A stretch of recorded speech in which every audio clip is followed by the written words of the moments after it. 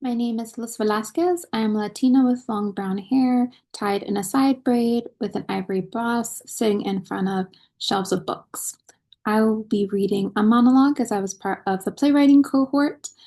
It is from a longer work. It is from Her These Seeds Are Sown, which is a mango-infused play on generational Latinx family building, personal desires, and bodily autonomy. The mango, typically used in diasporic literature, becomes a stand-in for the wife's feelings of loss and disenfranchisement amidst her sister, abuela, titi, mother, cousin, mother-in-law, and husband. And as her craving for mangoes continues to grow, so do the tensions to mother pushing her and her body to choose what is it I want to make. The play ends with the wife's monologue, offering readers and audiences a branch of green, verdant hope. Fiete, this is the dirt from which the green will grow. The best days are green, don't you think?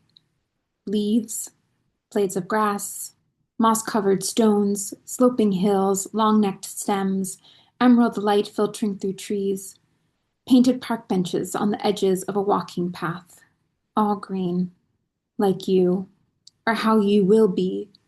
The future grows in green, the treasure of cash, clean bill of health, light to go, deed of land, farm of produce, garden of promises.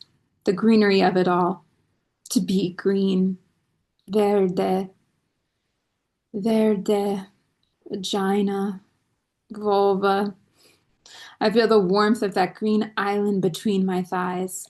Long ago, when the island of Puerto Rico was still called Boricuan, its people gathered together to listen how their world came to be.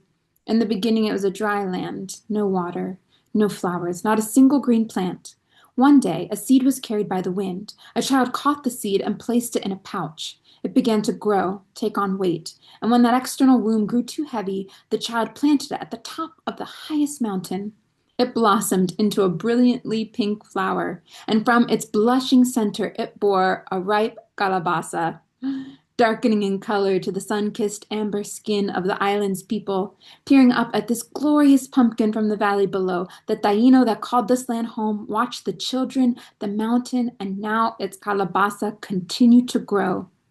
Until one day, the pumpkin's flesh became so thin and soft that its body broke from the vine and its skin tore open, releasing a gush of water and soaking the land on every side until it was no longer dry and arid, but lush, moist, and green with tropical trees and edible fruits. From this gaping gourd came life. The greenery became a beacon, and before long, foreign seeds domesticated the wild bush mountains. The cresting waves sliced in two and four by ships, salting the native skin with sadness, imported pain. Like many stone fruits tossed out to sea, the mango's center of origin widened and multiplied through this transport of trade and flesh. This is our Ras, the root of all creation. Did you know that mangoes, like humans, are induced to produce? Expectations to bear fruit grow up and down the food chain. For a mango tree, it's birthed by asphyxiation. Just as we pest control our apartments or break up a protest by adding more fumes to the fire, industries cut off oxygen and wait for the results. Watch them drop.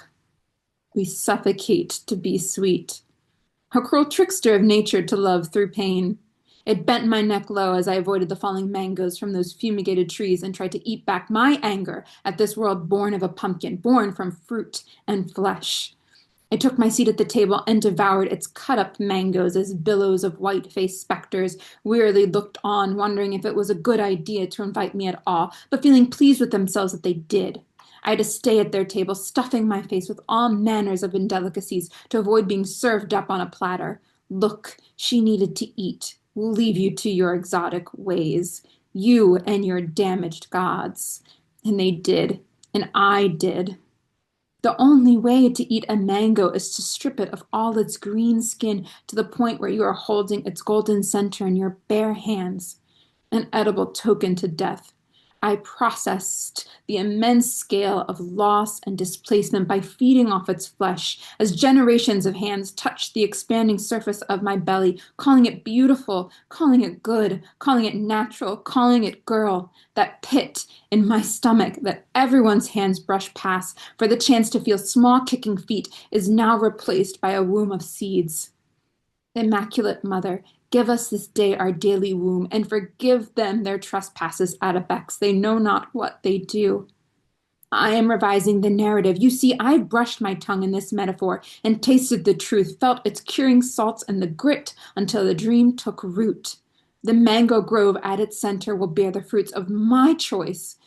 But to do that, I must plant anew. To be new is to be abundant. In the name of the Mother, Daughter, and Espiritu Santo, let us be abundant. This action is a prayer.